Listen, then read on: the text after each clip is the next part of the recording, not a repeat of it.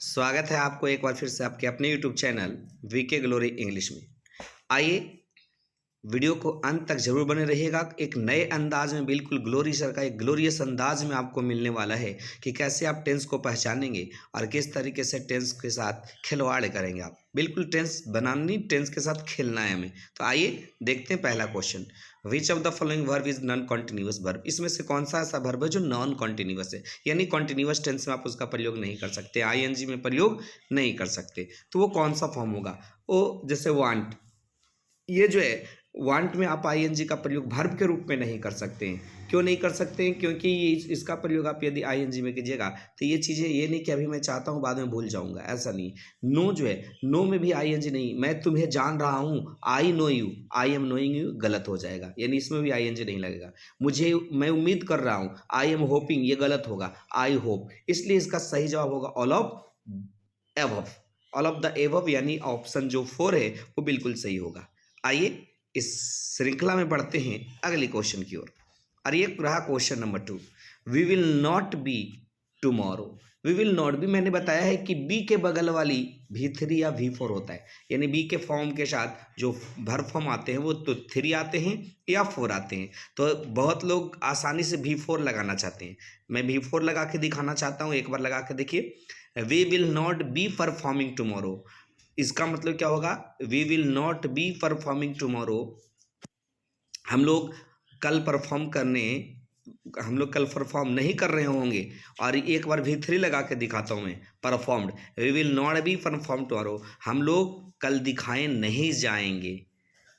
तो बताइए, परफॉर्म्ड यानी हम लोग कोई चीज़ है जिसको हम लोग को कोई परफॉर्म करेगा, यानी वी जो है परफॉर्म करेगा, यानी वी को कोई परफॉर्म नहीं करेगा। और किसी के द्वारा परफॉर्म किया जाएगा तो पैसिव, यानी वी कोई वस्तु नहीं है, ऑब्जेक्ट नहीं है जो किसी इसको कोई कर सके एक्शन के रूप में। इसलिए यहाँ पे सही जवाब क्या होगा? परफॉर्मिंग। सी जो है आपका यहाँ पे राइट आंसर हो जाएगा। परफॉर्मिंग एक्टिव में बनेगा। We will not be performing, be के बाद चाहे 3 या 4, तो एक्टिव में 4 लगता है, इसलिए मुझे 4 लगाना पड़ेगा। आइए अगला क्वेश्चन देखते हैं। Avik has 1 hour at the station. 1 hour at the station, has है, हैज़ के बगल वाली क्या होता है? निश्चित तौर पे V3 होगा, है ना। देखिए कॉन्सेप्ट मैंने पिछले वीडियो में बताया है, और आप वीडियो को बिल्कुल देखिए। पिछला वीडियो को आप देखिए, प्लेलिस्ट में जा करके देखिए या वीडियोज में देखिएगा, जो वर्तमान का वीडियो है उसमें आपको बिल्कुल मिलेगा ये सारे अंदाज। केवल इसी चैनल पे आपको मिलेगा, इसके अलावा अतिरिक्त आपको ये मूवमेंट आपको नहीं मिलेगा। तो क्या होगा बताइए? हैज़ के बाद V3 कौन सा होता है? देखिए स्पेंड, स्पेंडेड और स्पेंट, ये 3 वर्ड है, तो आपको वर्ब फॉर्म याद होना चाहिए। स्पेंड का तीसरा फॉर्म जो होता है वो स्पेंट होता है। यहाँ पे तीसरा जो है स्पेंट वो सही होगा। इसी कड़ी में बढ़ते हुए आगे हम पहुँचते हैं। The thing wisely. The thing wisely यानी आपको चूज का वर्ब फॉर्म लगाना। चूज होगा या चोज्ड होगा। तो आपको पता होगा किसी भी सेंटेंस की शुरुआत V1 से होती है।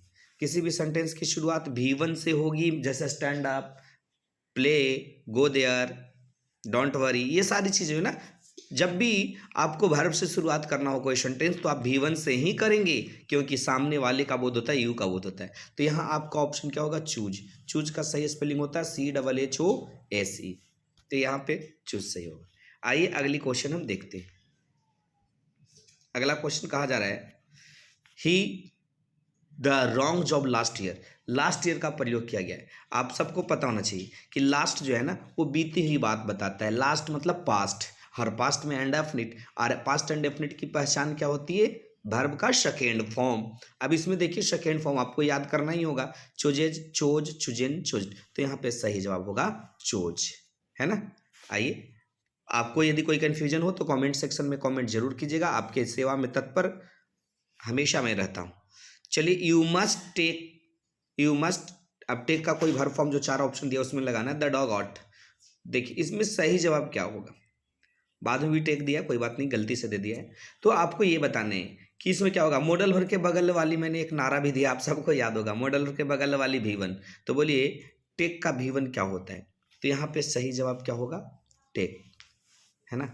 अगला क्वेश्चन की ओर हम बढ़ते हैं। He should not tell a lie. Should not a lie, tell का वर्ब फॉर्म नीचे दिया गया है। टेल, टोल्ड, टेलिंग और नन ऑफ द एबव।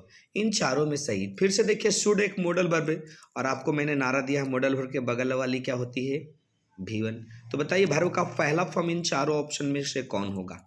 उम्मीद है कि आपको पता चल गया होगा वर्ब का फॉर्म क्या होगा, तो टेल होगा।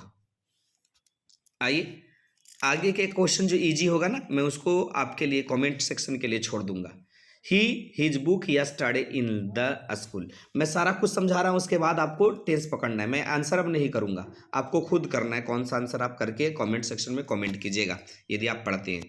तो यस्टरडे का प्रयोग क्या होता है, बीता हुआ चीज़ है। यस्टरडे मतलब बीता हुआ कल, और जो बीता हुआ कल है यानी लास्ट है वही पास्ट है। तो आप पास्ट के इसके कौन सा टेंस में रखेंगे, तो मैं ये भी क्लियर करता हूँ यस्टरडे का प्रयोग पास्ट एंड डेफिनेट में होगा। तो बताइएगा इस चारों ऑप्शन में से कमेंट करके कमेंट सेक्शन में बताइएगा कि सही जवाब क्या होगा, है ना। बहुत इजी मैंने आपके लिए कर दिया। और अगली क्वेश्चन में दिखाना चाहूंगा, Mercury the nearest planet to the sun. Mercury जो है वो सूरज से काफी नजदीक का, सबसे नजदीक का ग्रह है। तो आपको ये बताना है कि इसमें सही फॉर्म क्या होगा। बी है। बी का मतलब होता है is, am, are, was, were. और देखिए ये यूनिवर्सल ट्रूथ है, ये बातें सत्य है कि सूरज के नज़दीक मरकरी है, ये कभी बदलेगा नहीं, सदा है और सदा रहेगा। इसको यूनिवर्सल ट्रूथ कहते हैं। और यूनिवर्सल ट्रूथ हमेशा प्रेजेंट एंड डेफिनेट में होता। तो इसका आप लगा के बताइएगा हमको कि मरकरी के साथ क्या होगा। लीजिए दो ऑप्शन और देता हूँ, आप समझ में आ गया होगा। मरकरी एक अनकाउंटेबल नोन है और अनकाउंटेबल नोन हमेशा सिंगुलर होता है और हमेशा प्रेजेंट इन डेफिनेट में होता है। तो इन चार ऑप्शन, दो ऑप्शन ये और ये दो ऑप्शन रहा, इन चारों ऑप्शन में दो ऑप्शन बिल्कुल, जो भी चार ऑप्शन है इनमें से एक ऑप्शन सही है। और आप कमेंट सेक्शन में कीजिएगा, उसके बाद मैं इसका आंसर कमेंट सेक्शन में ही दूंगा। ईशान राइज का वर्ब फॉर्म जो चार ऑप्शन में है, early in the morning, everyday लगा हुआ, प्रत्येक सुबह, डेली रूटीन है। और डेली रूटीन का प्रयोग कौन सा टेंस में होता है ये आपको पता होना चाहिए, क्योंकि जब डेली बात होती है, यूनिवर्सली बात होती है और रिपीटेडली होती है तो हमेशा प्रेजेंट एंड डेफिनेट में होता है। और ईशान देखिए थर्ड पर्सन सिंगुलर नंबर है, तो आप रोज, राइजन और राइजेज, इसमें से कौन सा वर्ब फॉर्म लगेगा ये आप कमेंट सेक्शन में बिल्कुल बताना ना भूलें। अगली क्वेश्चन आपके स्क्रीन पे, मेडिटेशन हेल्प का वर्ब फॉर्म जो चार ऑप्शन में है, ऑल इन कंसंट्रेशन, सारे कंसंट्रेशन को मेडिटेशन जो है वो मदद करता है। ये बातें भी बिल्कुल सही है और ये बातें सही है, एक स्टेटमेंट है और ये हमेशा प्रेजेंट एंड डेफिनेट में होगा। और मेडिटेशन एक अनकाउंटेबल नोन है और मैंने पहले ही बताया है कि अनकाउंटेबल नोन हमेशा सिंगुलर होता है। तो आइए इसका ऑप्शन आप कमेंट सेक्शन में बिल्कुल दीजिएगा। अगली क्वेश्चन की ओर बढ़ते हैं। Rita at roof every day in the morning, every day फिर से आया एवरी डे और वॉक लगाना है। तो बताइए वर्ब का कौन सा फॉर्म लगता है, डेली रूटीन दिखाने में, रिपीटेशन दिखाने के लिए, प्रेजेंट इन डेफिनिट। तो इन चार ऑप्शन जो है वॉक्स, वॉक, वॉकड और नन ऑफ द एबव, इसमें से सही जवाब क्या होगा अकॉर्डिंग टू रीता और प्रेजेंट इन डेफिनिट। ये दो बात आप ध्यान रखिएगा। अगली क्वेश्चन देखते हैं, he has lie now, he has lie now, थोड़ा सा संभल के इसका आंसर कीजिएगा आप। हैज़ के बगल वाली भी थ्री होता है, मैंने ये बताया, परफेक्ट टेंस होगा।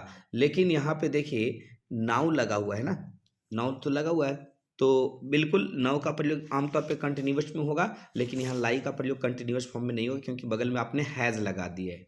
तो ले होगा, लाइज होगा, लाइड होगा। अब देखना यहाँ पे लाई का मतलब झूठ बोलना या होगा या लेटना होगा, ये सेंस लगा करके देखिएगा। लेकिन कुछ भी हो आपको वर्ब का तीसरा फॉर्म लगाना है और आप देखिएगा लाई का सही तीसरा form according to sense, sense के अनुसार, क्योंकि लाई मतलब लेटना भी होता है, लाई मतलब इसका झूठ बोलना भी होता है और एक ले होता है, ले मतलब अंडा देना। तो इन तीनों का फॉर्म में बड़ा कन्फ्यूजन होता है। इसको आप बिल्कुल देख लीजिएगा और नहीं समझ में आए तो बिल्कुल कमेंट सेक्शन में कमेंट जरूर कीजिएगा। अगली क्वेश्चन हम देखते हैं, question number, you should not tell a. अब देखिए टेल ए है ना, ए के बाद नॉन आएगा। अब यहाँ पे नॉन क्या आएगा, देखिए मॉडल वर्ब शुड है, शुड के बगल में टेल, मॉडल वर्ब के बगल वाली भी है। तो बिल्कुल अब यहाँ पे क्या लगाइएगा आप, देखिएगा नॉन लगेगा। नॉन लाई होता है, लाइड होता है, लाइज होता है, लाइंग होता है। आप यहाँ पे बिल्कुल कमेंट सेक्शन में इसको भी कमेंट करके बताइएगा, ठीक है ना। पूरी क्वेश्चन लिख करके आप बताइएगा क्योंकि क्वेश्चन नंबर मैंने दिया नहीं है ना। क्वेश्चन लिख करके और उसके नीचे आप ऑप्शन लगा दीजिएगा। He lay on bed early at night, कहता है रात में सवेरे वो बेड पे चली जाती है। यहाँ लाई, लाई मतलब सोना, और सोना का सही वर्ब फॉर्म क्या होगा, प्रेजेंट एंड डेफिनेट लगेगा। याद रखिएगा क्यों प्रेजेंट एंड डेफिनेट लगेगा, क्योंकि अर्ली एट नाइट यानी रात सवेर में, ये प्रतिदिन का है ना। ये एक स्टेटमेंट है, हमेशा प्रेजेंट इंडेफिनिट में होगा। आइए देखना है आप लोग कितने सक्षम हैं इसका आंसर करने में। The clothes are hang in the balcony, the clothes are hang in the balcony. अब यहाँ पे बताना है आर बी फॉर्म है, बी फॉर्म के बाद V4 या V3, और क्लॉथ आर हैंगिंग यदि हम लगा देते हैं तो क्लॉथ टांग रहा है बालकोनी के, कपड़ा बालकोनी को टांगेगा कि टांगा हुआ है। तो यहाँ पे आपको देखना होगा पैसिव है, और पैसिव में हमेशा वर्ब का तीसरा फॉर्म यूज करना है। तो हैंग, हंग और हैंग्ड, ये तीसरा फॉर्म भी दो तरीके का होता है, एक होता है HUNG और एक होता है HANGED, हैंग्ड। HANGED हैंग्ड का मतलब होता है फांसी लटकाना। तो आप यहाँ पे बिल्कुल सही ऑप्शन क्या होगा देख लीजिएगा, ठीक है। चलिए देखिए, Khudiram Bose was to death, यहाँ पे हैंग का मतलब फांसी लगाना, और आप देखिएगा वाज है, फांसी अपने से लगाया नहीं, किसी के द्वारा, तो यहाँ भी वर्ब का तीसरा फॉर्म लगेगा। और आप देखिएगा यहाँ पे कौन सा वर्ब का तीसरा, फांसी लगाना, मैंने अभी तुरंत बताया था। तो इसलिए आप बिल्कुल इसको बिल्कुल करना ना भूलें। कमेंट सेक्शन में बिल्कुल कमेंट करें। इसी तरीके का वीडियो जारी रखने के लिए आप मेरे चैनल को एक बार फिर से मैं कहना चाहूँगा सब्सक्राइब जरूर कर लें। तो इसी के साथ मिलते हैं अगले वीडियो में, तब तक के लिए जय ग्लोरी, जय बिहार।